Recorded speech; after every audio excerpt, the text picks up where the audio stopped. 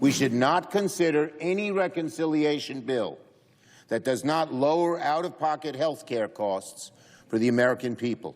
Instead of pumping hundreds of billions of dollars into ICE and Border Patrol, Republicans should be working with Democrats to lower out-of-pocket costs. Senate Minority Leader Chuck Schumer reacting to his chamber's early morning vote to advance the Republicans' plan that will fund ICE and Border Patrol agencies for the rest of President Trump's terms without the Democrats' help. Senate Republicans voting 50-48 to adopt the $70 billion budget resolution just after 3:30 a.m., sending it to the House. Now a crucial step forward towards ending the partial government shutdown via reconciliation. Now, two Republican senators, Rand Paul, Lisa Murkowski, broke rank and voted against the resolution. And now we know House Speaker Mike Johnson says he cannot guarantee it will pass the House. A very late, early morning for senators, and I'm pleased that one of them joining us now. Hopefully he's got some coffee in. Wisconsin Senator Ron Johnson, a member of Senate Homeland Security Budget and Finance Committee. Sir, always a pleasure to have you. Welcome in. Well, good morning. Let me quick comment on what Schumer was talking about there about increasing healthcare costs. I mean, one of the reasons the cost of Medicaid is exploding is because they allowed millions of illegal immigrants to flood this country, in states like California provide Medicaid coverage for illegal immigrants. So that's, again, Democrat policies destroying this country and dramatically increasing cost of caring for those folks. That's right. Americans know that, of course, but that's not the narrative or the talking point that the left wants to fess up to. So thank you for the finer point on that.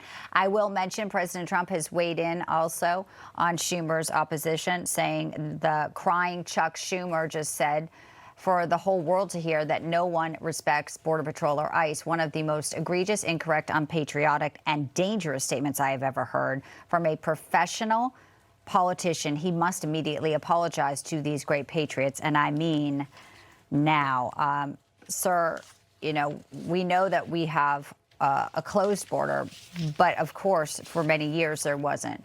Paul Murkowski usually break rank with you guys, but what's your message to the fact that they did yet again with such an important issue and such a stalled issue, really? I mean, Americans are looking at Congress saying, get it done.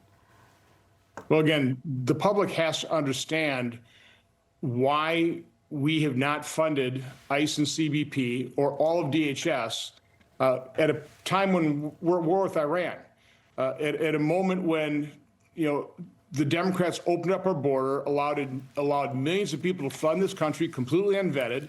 We know human, sex, and drug traffickers, members of transnational criminal organizations, violent gangs. Are there Iranian sleeper cells inside that, you know, those millions of people? And we have no idea. And so Democrats have chosen this moment to dig their heels and say, we want to defund ICE and CBP, won't cooperate with us in funding those. And so we have the department shut down at a moment where that is the agency that we most need to rely on to keep us safe. So this is Democrats' fault. Now, do we have problems in terms of getting our act together as Republicans? Apparently. Yeah. House truly does not understand the difficult nature we have having to deal with Democrats to get their votes. And so what we did a couple of weeks ago is, you know, pass what Democrats would allow us to pass, which was 20 of the 22 agencies within DHS. It'd be nice if the House could pass that. I've suggested tack on to that the Shutdown Fairness Act, which would just start paying these people, right? I mean, we're going to pay them anyway, pay them on time. I mean, that's a great piece of legislation. I have 33 sponsors of, you know, unions and other people who normally, you know, back Democrat proposals. Might push it on over. there. That would be a wonderful piece of legislation. So we stop using these public employees as pawns in these dysfunctional games. But then, you know, pass this skinny reconciliation bill, which funds ICE and CBP through the end of the fiscal year 2029.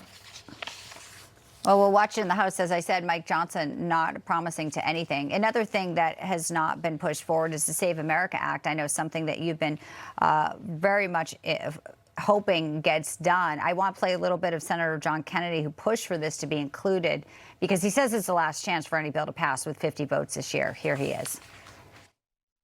Why? Because there's not going to be a third reconciliation bill.